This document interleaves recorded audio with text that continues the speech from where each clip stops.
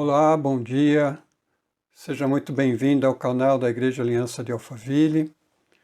Estamos iniciando a nossa reflexão sobre a Palavra de Deus e é uma alegria, um privilégio muito grande iniciarmos a semana meditando na Palavra de Deus. Não há nada melhor do que iniciarmos a semana considerando a sabedoria da Palavra de Deus. Nós estamos numa série de estudos sobre o livro de Eclesiastes, considerado literatura de sabedoria, e estamos refletindo sobre o que ele nos ensina para vivermos no nosso dia a dia de uma forma mais sábia, mais prudente, de uma forma que agrade a Deus. Então é muito bom ter a sua companhia aqui. Você pode se inscrever no canal, clicar aí no canal para se inscrever, e sempre que colocarmos um vídeo aqui no nosso canal, você vai receber um comunicado, tá bem? Bem, hoje nós vamos falar de Eclesiastes 3, 16 até o 22. Vamos falar sobre a vida é áspera, mas há esperança. E eu convido você para abrir aí a sua Bíblia e acompanhar a leitura. Se você não tiver uma Bíblia, não se preocupe, vamos deixar o slide aí no vídeo para você acompanhar a leitura. Mas vamos orar? Senhor Deus e Pai, muito obrigado pela Tua Palavra e pela oportunidade de podermos iniciar esse dia meditando nela. Conforta os nossos corações, alegra o nosso coração, nos desafia, Senhor, e nos traz a Tua Palavra para que a gente possa viver essa semana de uma forma agradar ao Senhor e praticar a Tua Palavra, Senhor. Capacita-nos pelo meio do Teu Espírito. Em nome de Jesus oramos. Amém. Muito bem. A vida é difícil, a vida é árdua, a vida é áspera, mas há esperança. Essa é a mensagem do Eclesiastes para você nesse domingo. Vamos falar um pouquinho sobre por que a vida é áspera e vamos também concluir dizendo que há esperança. E eu convido você a ler então o verso 16. Agora, nesse trecho do livro, final do capítulo 3, capítulo 4 e o capítulo 5, serão temas assim muito relevantes, mas muito fortes e muito duros, porque vai mostrar a realidade nua e crua da vida. Mas isso faz parte da sabedoria. Salomão está chamando a nossa atenção para que a gente não viva distraído e perca a capacidade de viver a vida de forma intensa e correta, tá certo?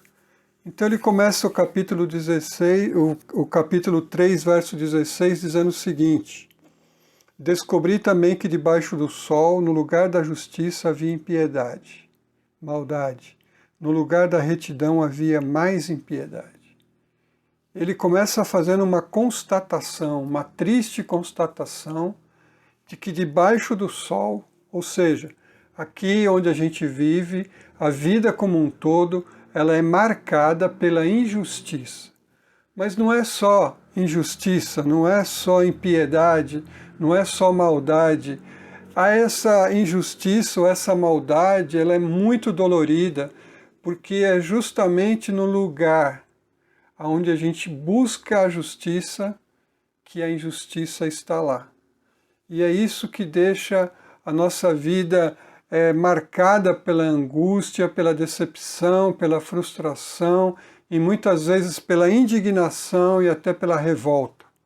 Não há nada mais que mexa mais com a nossa vida, que mexa mais com as nossas emoções do que injustiça, do que maldade, do que ver pessoas sofrendo por causa do mal, de ver pessoas vivendo situações de opressão, de sofrimento, de choro, de pranto por causa da injustiça. Negar a justiça é uma forma de pisar na dor da pessoa. Há muita gente que diz, por exemplo, a pessoa pode se sentir um pouco mais confortada quando ela diz: a justiça foi feita. A justiça cumpriu o seu papel. Mas quando essa justiça não é feita, o mal não sara, a maldade ainda continua ferindo, continua machucando, continua latejando na alma. Por isso, Eclesiastes nos chama para essa verdade, que já era uma verdade no tempo dele e continua sendo uma verdade no nosso tempo. E onde é que a gente vê isso? De forma mais acentuada e de forma mais constrangedora e também que nos deixa indignado. É justamente no governo, é justamente no judiciário, é justamente no poder, aonde deveria ser fonte de justiça, onde deveria ser fonte de retidão, é fonte de maldade, é fonte de delito, é fonte de corrupção. A justiça é vendida, o pobre não tem justiça. As pessoas que têm mais condições, as pessoas que têm mais influência, as pessoas que estão vivendo numa posição de autoridade, muitas vezes escapam da justiça. E isso é dolorido, e isso é indignante, e isso nos deixa realmente frustrados e abalados e tristes. Por isso ele está dizendo, eu vi que no lugar da justiça havia impiedade, havia realmente frustração. Eu tenho um amigo que tem uma filhinha e ele me disse que ela repete muitas vezes, isso não é justo, isso não é justo. Desde criança a gente sabe que não é justo e a gente gostaria de justiça. Mas a gente sabe que aqui a gente não vai encontrar a justiça perfeita. Aqui a gente não vai encontrar a justiça plena. Aqui muitas vezes a justiça vai falhar. A gente fala que a justiça é cega. E no sentido de que a justiça é cega, é no sentido de que ela não vê cor, não vê raça, não vê status social, a justiça não tem privilegiados, a justiça não faz acepção de pessoas, a justiça alcança a todos de forma iguais. Isso seria o sentido da justiça cega. Mas o que vemos hoje é muitas vezes uma injustiça porque é praticada por uma justiça cega. E essa justiça que não vê tudo, que não vê todos, que não alcança todos, é uma forma corrupta de justiça e Deus fica indignado com isso. Portanto, ele vai continuar dizendo que há um tempo determinado por Deus para julgamento do mundo. É isso que ele diz no verso 17. Pensei comigo mesmo, o justo e o ímpio, Deus julgará a ambos, pois há um tempo para todo propósito, um tempo para tudo que acontece. Ele já está falando de tempo. Ele está dizendo que Deus estabelece os tempos e que nós vivemos conforme as estações, conforme o tempo que Deus estabelece. E agora ele está dizendo que há um tempo em que Deus vai julgar todas as coisas.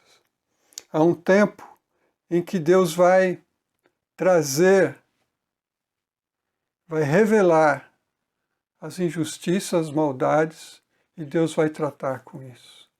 Deus está preparando um novo mundo.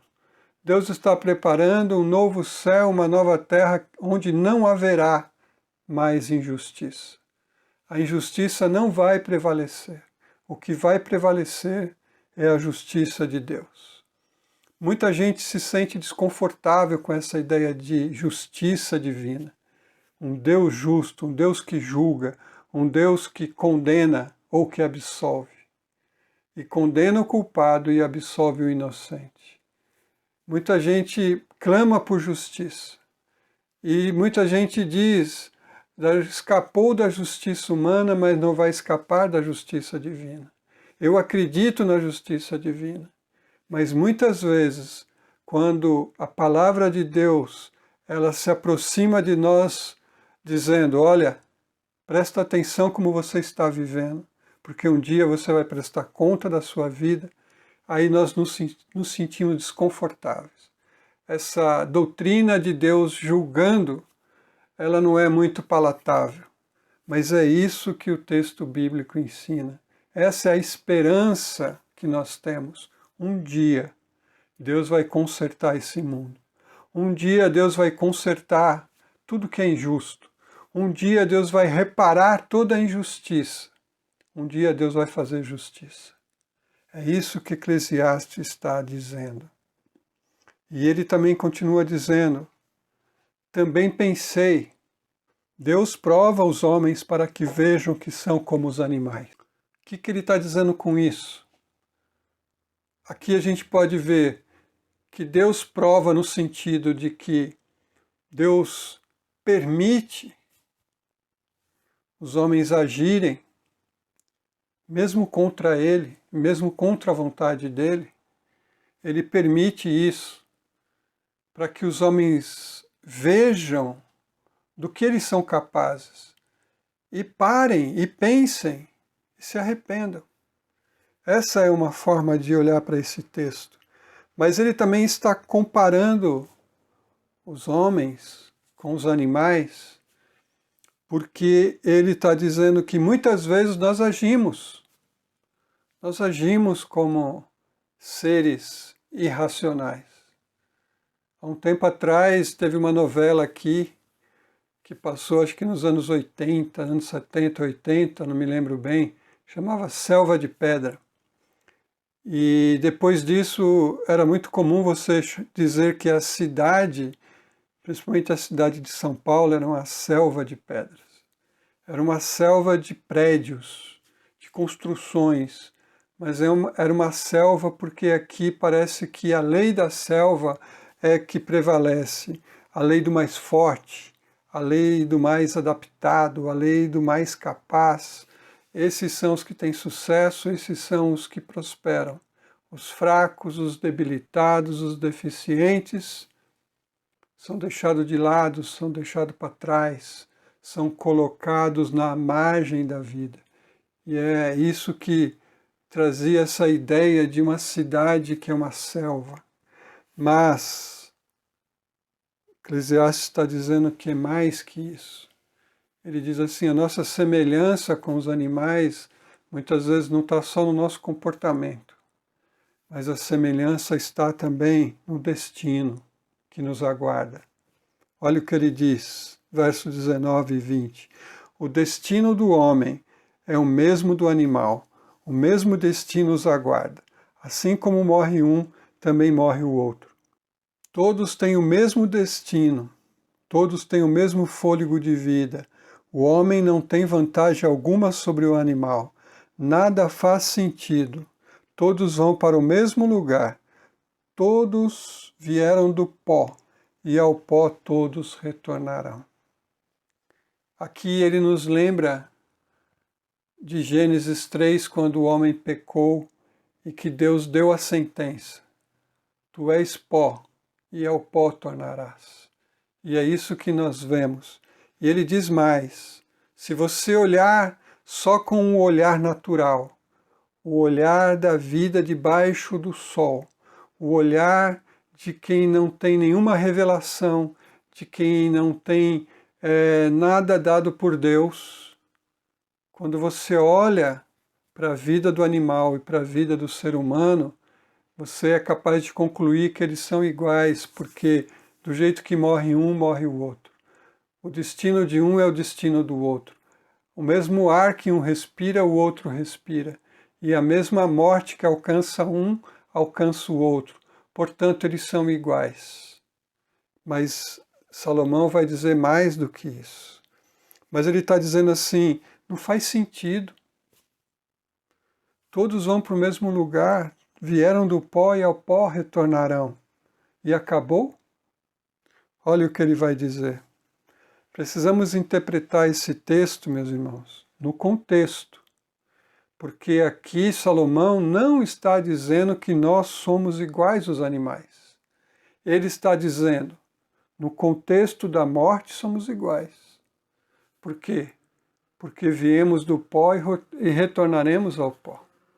Diante da morte, homem e animal não têm privilégio, todos são indefesos diante da morte.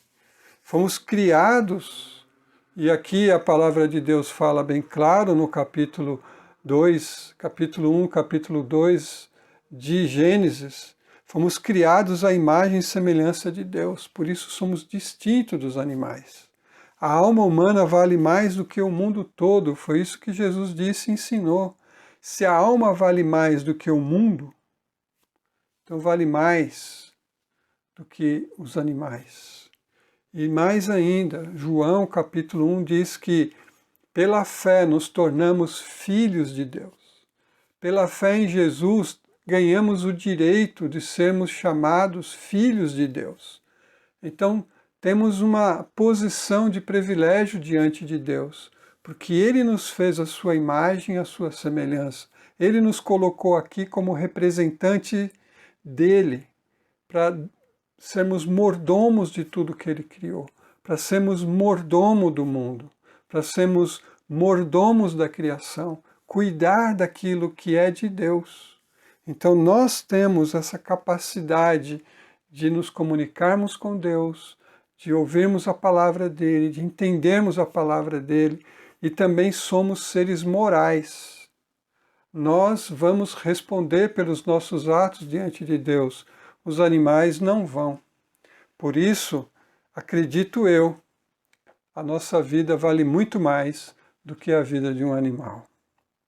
Quem pode, continua Provérbios, quem pode dizer se o fôlego do homem sobe às alturas e se o fôlego do animal desce para a terra? Esse texto a gente pode interpretar de duas maneiras.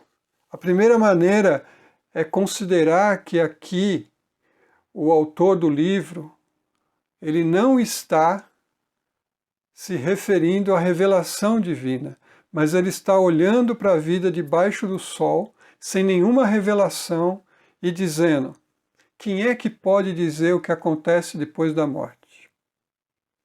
Quem é que pode dizer se o espírito do animal desce e o espírito do homem sobe? Ninguém. Essa é a resposta. Ninguém pode, se não tiver uma revelação. Olhando para a vida de forma natural, nós não temos como responder a essa pergunta.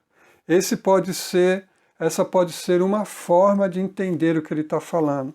A segunda maneira de entender é que ele diz que tanto o espírito do animal como o espírito humano têm destinos diferentes. Um sobe e o outro desce. Nesse sentido, ele está dizendo que após a morte, nós somos separados. Agora, como isso acontece, como que Deus faz e qual o propósito de tudo isso, ele diz que desconhece. Quem é que sabe? Né? Contudo, com a revelação do Novo Testamento, a gente entende e a gente sabe que após a morte, a Bíblia diz que nós nós continuamos a existir, né? Há uma continuidade. Tanto há uma continuidade que ele disse que Deus vai julgar. E se Deus vai julgar, é porque há uma continuidade. O julgamento de Deus não se completa aqui. David Platt diz o seguinte: o pregador está avisando aos ímpios que ele morrerá e será julgado por suas ações. Ele não deve pensar que pode viver de acordo com o seu prazer sem sofrer consequências. Tão certo quanto os animais morrem, ele também certamente morrerá. Mas então, diferentemente dos animais, ele será julgado. E Paulo diz o seguinte na pregação dele: pois Deus estabeleceu um dia em que há de julgar o mundo com justiça, por meio do homem que designou, e deu provas disso a todos, ressuscitando-o dentre os mortos. Paulo está falando de Jesus, que vai julgar os vivos, vai julgar o mundo.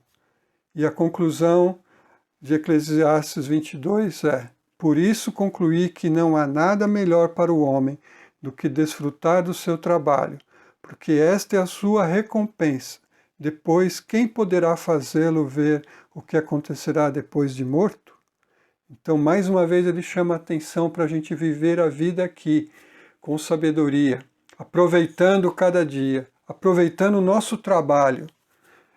A pessoa que cumpre um dia de trabalho honesto está silenciosamente satisfeita com o que ganhou e ainda tem uma mão cheia de tranquilidade. Essa pessoa descobriu um dos segredos da vida. O que ele está dizendo é que você pode encontrar alegria no seu trabalho, felicidade no seu trabalho e com aquilo que você adquire com o seu trabalho. Então, o que a gente pode pensar e refletir sobre isso? Primeiro, um desafio.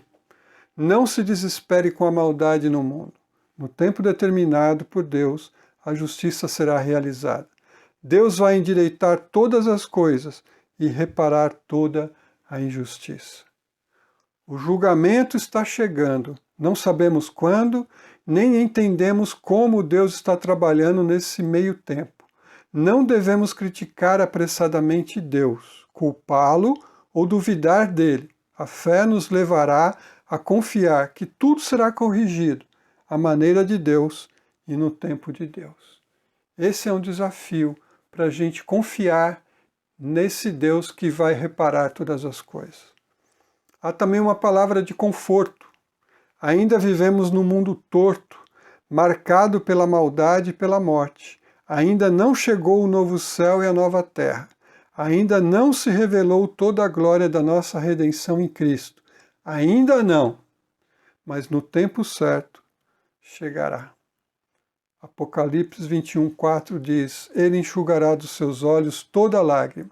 Não haverá mais morte, nem tristeza, nem choro, nem dor, pois a antiga ordem já passou. Deus vai restaurar todas as coisas. Deus vai fazer justiça para você. Toda a injustiça cometida contra você será reparada nesse grande dia. Essa é a nossa esperança. Encontre satisfação em fazer um bom trabalho e desfrutar dele. Não cruze os braços, nem se mate de trabalhar. Encontre tempo para desfrutar do que conseguiu com o suor do teu rosto. Essa é a mensagem de Eclesiastes para nós. Deixa eu repetir para você. Primeiro, não se desespere com a maldade do mundo. Deus vai consertar tudo isso com a justiça dele. Ainda vivemos num mundo torto e caído, mas Deus vai reparar esse mundo, criando um novo céu, uma nova terra. E tenha satisfação no seu trabalho e encontre tempo para desfrutar daquilo que você conseguiu com o suor do seu rosto. Não cruze os braços, mas também não se mate de trabalhar. Seja contente com aquilo que o seu trabalho te dá. É isso daí. Vamos orar? Pai querido, obrigado por essa palavra e por tudo que o Senhor tem nos falado nessa manhã. Abençoa a nossa vida, abençoa cada família aqui, Senhor. Abençoa o nosso trabalho, abençoa, Senhor, aquilo que fazemos para que a gente também possa desfrutar do nosso trabalho. E, Senhor, nos ajuda a lidar com as decepções e frustrações, injustiça e maldade nesse mundo, confiando que no tempo certo o Senhor vai fazer justiça, o Senhor restaurará todas as coisas. Obrigado, Pai, por essa esperança bendita que nós temos. Agradecemos em nome de Jesus. Amém.